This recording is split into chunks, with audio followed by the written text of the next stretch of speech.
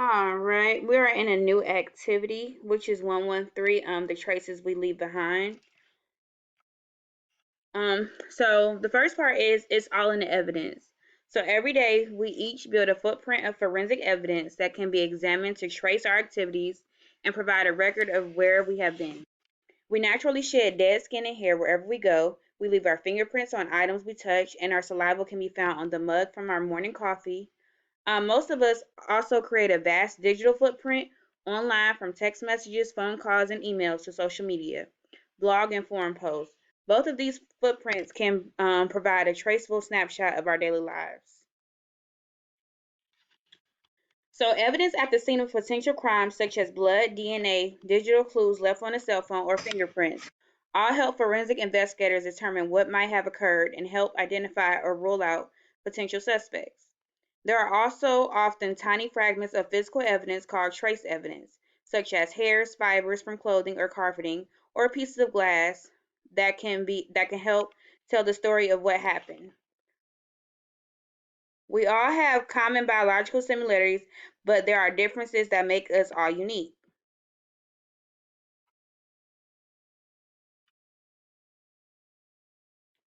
So a famous forensic scientist named Dr. Edmund Lockhart speculated that every time you make contact with another person, place, or thing, it results in an exchange of physical materials.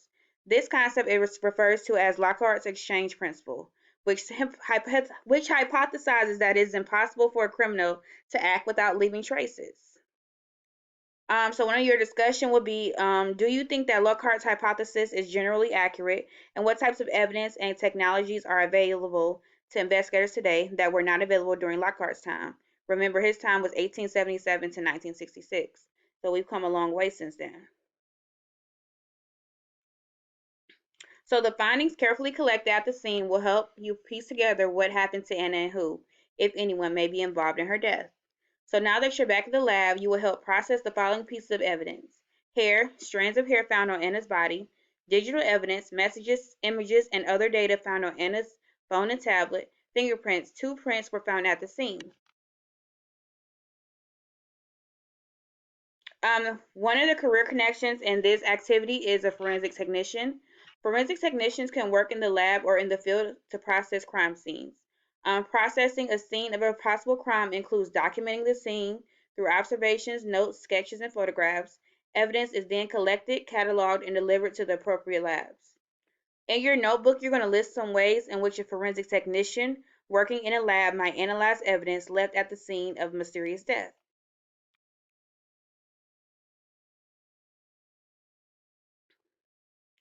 All right, so remember, we're not physically doing the lab because we're virtual, but this is what will be occurring.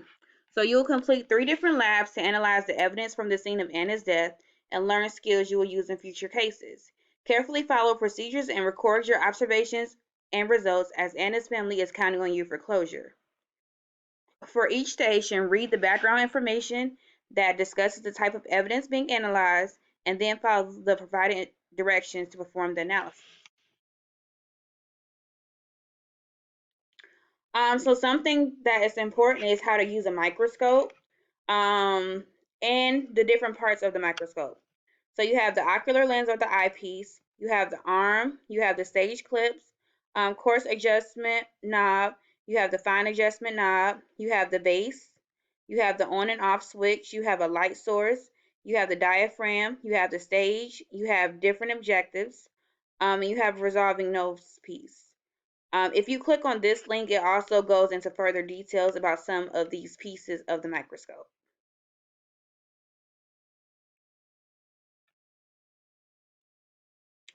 Again, going back to the lab stations, you have the hair, digital evidence, and the fingerprints.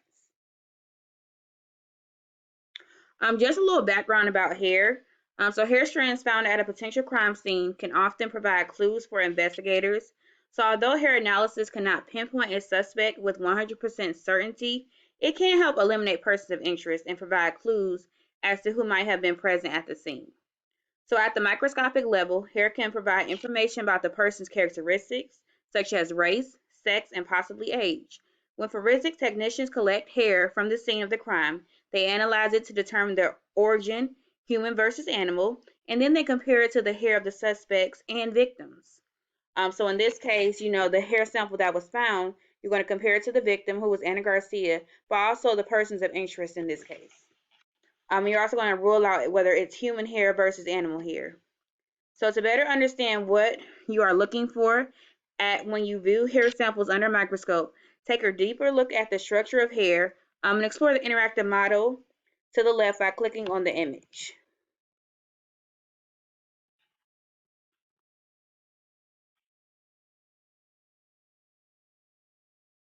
So when you click on the image, you see like the hair root. That's the part of your hair below the surface of the skin.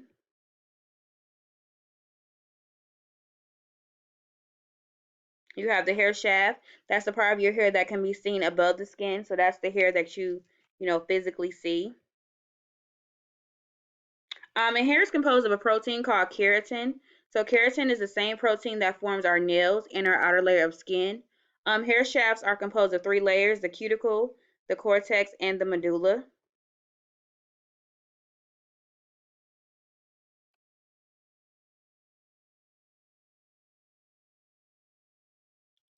So the cuticle is the outermost layer of hair.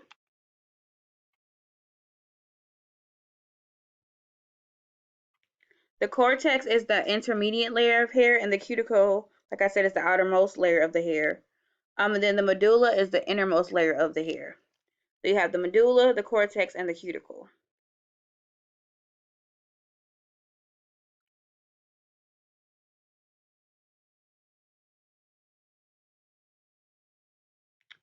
So going back to our presentation, just some more characteristics about hair. So many variations in these three key structures can be seen under a microscope, and forensic technicians use this information to identify or match hair samples. So the medulla is characteristics that are relative width, continuous or fragmented, opaque or translucent. Cuticle usually looks at thickness. Cortex is like a cellular texture.